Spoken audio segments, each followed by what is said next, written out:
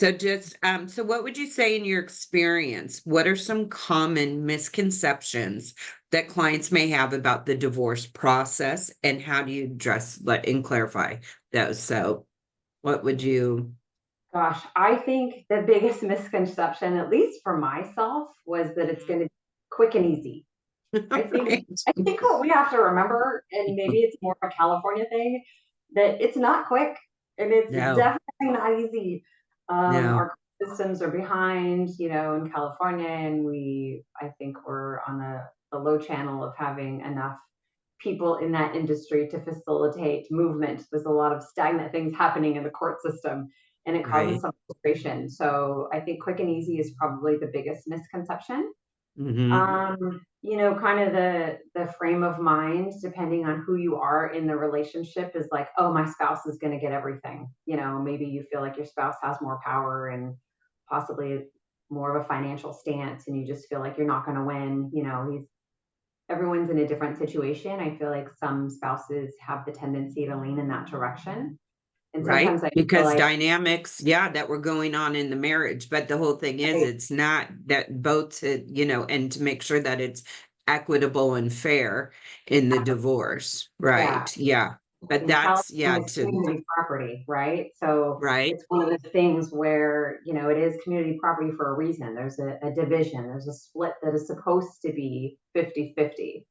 Right. So I think that's a misconception. And I think the last misconception, which for me was definitely the truth, is that once your divorce has been deemed final, that little stamp has been on there, that you think everything is done, and it's just not done. A lot of divorces are stamped final, and they're still working through custody or spousal support, because there's different dynamics that are happening, maybe a change of a career change and things like that, or they're working through something very personal, so they don't make those final allocations until later. Even like a sale of a property, especially with people that have multiple properties, if they're dividing their assets and they're deciding that all their properties need to be sold and split, a lot of times divorces will be final with that as something that has to happen with specific parameters that have to happen at a later time, and it'll say, your divorce is final, but you have 2 years to make X, Y, and Z Right. happen.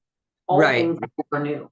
I had no knowledge of any of that at all. So it's a Yeah. learning process, right? But I think those are Right. definitely, Absolutely. yeah.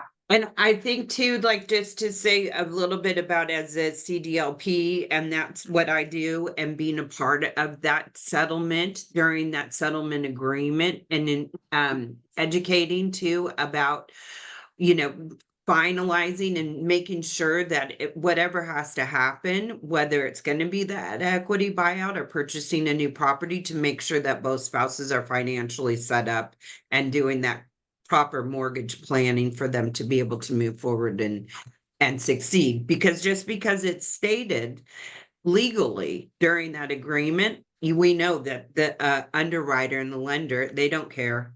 It Yeah. doesn't matter if it's Yeah. written in there. So that's Right. why the importance of too of during that whole process is educating and making sure that for each spouse, and Mhm. part of being that equitable and making sure that they can qualify too for their new mortgage or Yeah. That, whatever is going to be happening, whether it's mhm. the assuming the loan, or whether buy a new property, or whatever the situation is that's fair and equitable, right?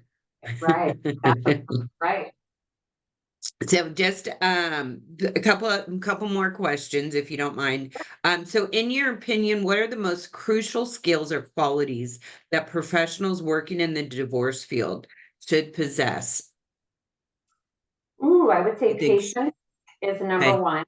You have to mm-hmm, have patience. I think you have to be willing to give up some time, right, because and what I mean by that is you have to be able to lend an ear, right? These yeah, people are going through right, the stressful time of their lives, and 5-minute phone calls don't really work. You have to be right, willing to give up your time to be empathetic to everything mm-hmm, they're going through. And there's a lot of people that just need to talk. So, yeah, you right, have patience is ultimately number one, and know that you need to spend a little bit of extra time with your people. But I just think experience more than anything is critical in understanding experience allows you to fully understand what that person is going through. And again, that gives you the empathetic ear to know and understand, yes, I understand what you're saying. I understand your feelings. Let me validate you because I've been there Mhm. and I Mhm. fully understand the struggle. Absolutely. And I think those are so important. And as you're saying too, because patience, because nothing happens quickly. So it Right. doesn't, for things to be filed for even during that settlement agreement. And then once it's filed, so knowing Mhm. it's not going to be, oh, here I have a new client that's getting divorced, they're going to buy or whatever the situation, thinking it doesn't happen quickly. And it is the most important thing is to be empathetic, and I think regardless of, knowing that this is such a life-changing event for somebody to be experiencing, Mhm.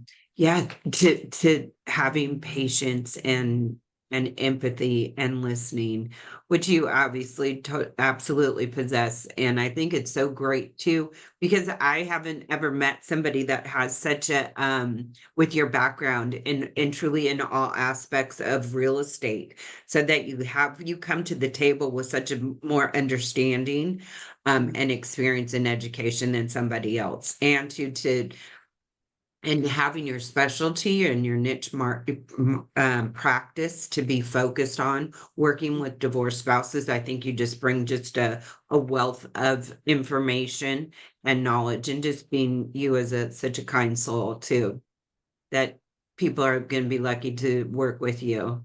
Well, thank you, Marcia. That was really You're nice. welcome. Appreciate Well, it's the truth. that. It's the truth. Is there anything else that you'd want to share with anybody listening to our podcast, and about working with you, or the importance of having even a CDLP, or you having you as a realtor that specializes in working with divorcing spouses, and anything just to Um, summarize? I guess just in short is, I feel like this is my passion. It is a niche and it's really the heart and soul of my business. And I Mhm. feel like, with my background, I can be very beneficial. And it's not just like Absolutely. buying and selling of homes. I know everyone is that whole realtor status, but I really do have a need to help. And if there's, I think my message would be, if you're going through that circumstance and you have questions, to reach out. I'm here for any questions and any guidance that I can offer. I'm out of the Orange County area and I'm always open for questions. And again, I will help however